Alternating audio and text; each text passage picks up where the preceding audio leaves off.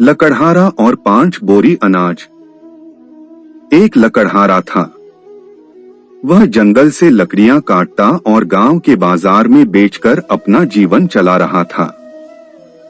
उसे इस काम से सिर्फ इतना ही पैसा मिल पाता था कि वह थोड़े बहुत खाने की व्यवस्था कर सकता था।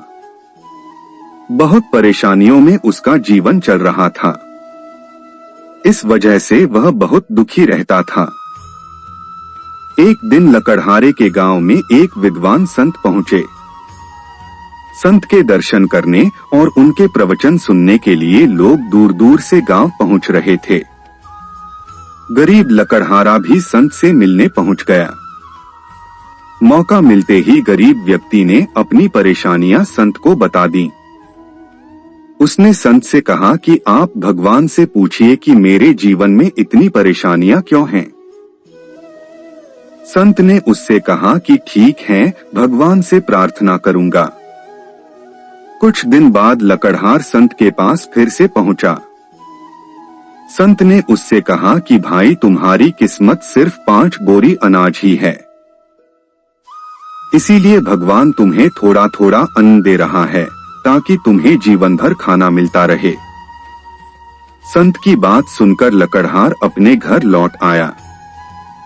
कुछ दिन बाद वह फिर से संत के पास पहुंचा और बोला कि गुरुजी, आप भगवान से कहो कि मुझे मेरी किस्मत का सारा अनाज एक साथ दे दे। कम से कम एक दिन मैं भरपेट भोजन करना चाहता हूँ।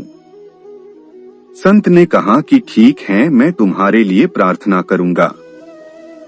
अगले दिन गरीब लकड़हारे के घर 5 बोरी अनाज पहुंच गई। उसने सोचा कि संत ने मेरे लिए प्रार्थना की है, इसीलिए भगवान ने मुझे इतना अनाज दे दिया है।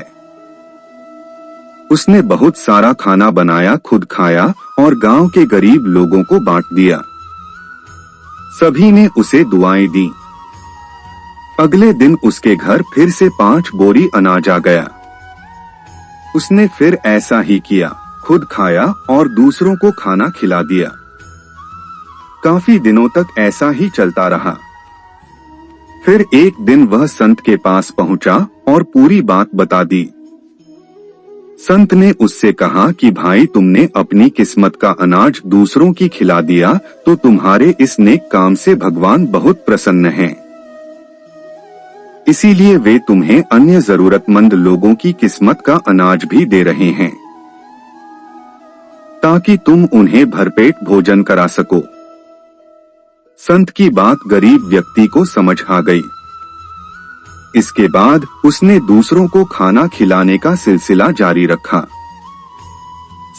इस कथा की सीख यह है कि जो लोग दूसरों के दुख दूर करने के बारे में सोचते हैं, उनकी मदद भगवान भी करते हैं।